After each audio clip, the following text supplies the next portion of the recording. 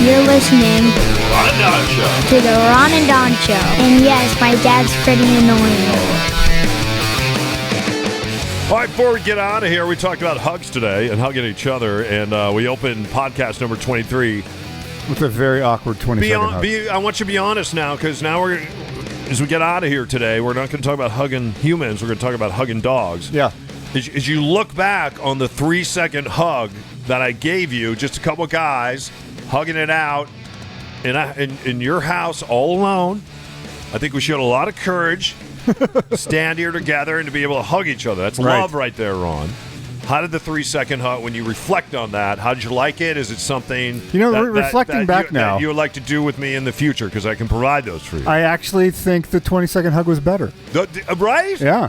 That's what research says. I would like to put you outside in the cold for like 5 minutes so that your just ambient body temperature drops, and then I think I would really enjoy it. Okay. But so what was the difference between the 20-second hug I gave you and the 3-second hug? I think I just leaned into it a little bit. I was like, this is happening. You owned it. Nothing I can do about it. You couldn't do nothing. This is like if you bear hugged a little bit. Yeah. I actually felt your heart beating, which was kind of intimate. You're a dog person. Before we get out of here, they say that dog people are probably going to live longer, but why? It comes back to hugging before we get out of here. Episode 23 is all about hugging. It says, hugging a dog, this according to our friends at NPR, they say is one of life's greatest joys. Getting to see our furry friends in the 4 legs and a wagging tail is like experiencing a love drug, quite literally. Dogs and humans that interact with one another, they get a jolt called the cuddle hormone. And they say we receive that from dogs. It helps with our cardiovascular. It helps with our heartbeat.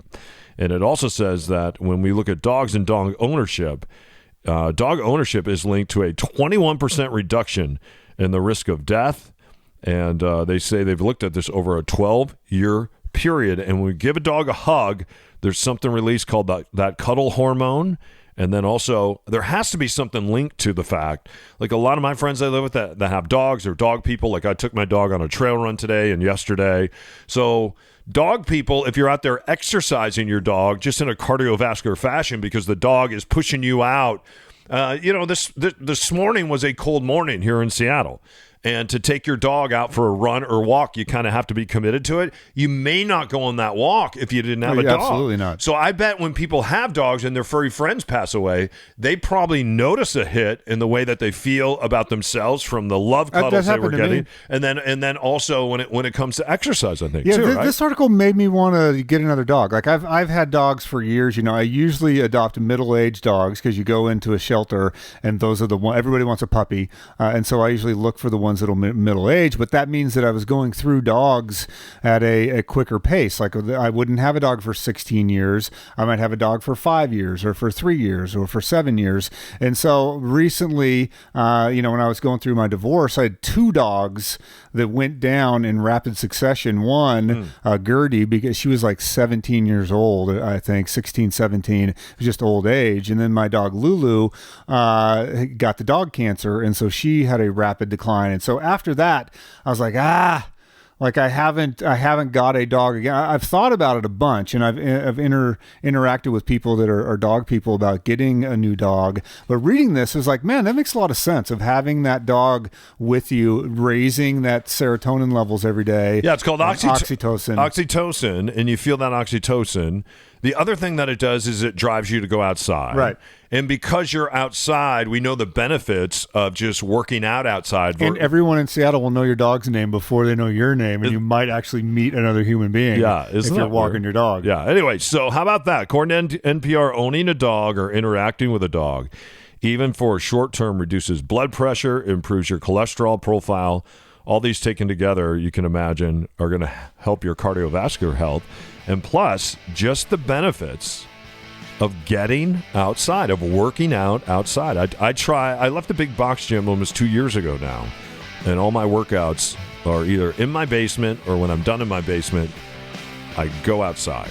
And usually that's in a form of taking my dog to go do something, and it's usually something active. So it propels you to move some more, and I think that's probably the biggest health benefit right there. Plus You just found out. The oxytocin that was released after that 20-second hug. Imagine giving that 20-second hug to a dog. How about that?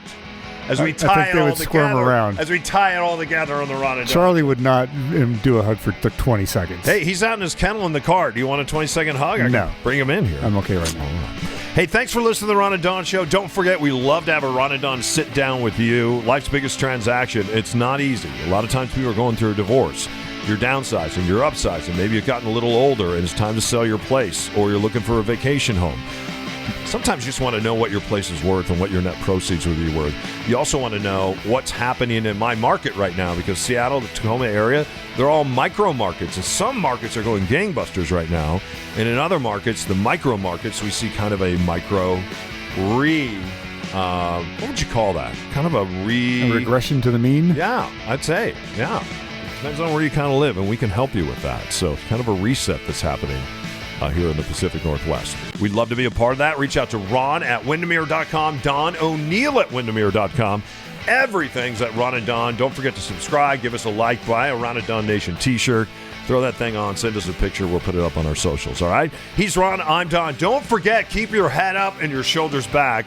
And we'll see you next Wednesday, because that's when the show drops, right here on the Ron and Don Radio Network. Now, give me a... Ron and Don. You good? Yeah. Okay, let's keep going.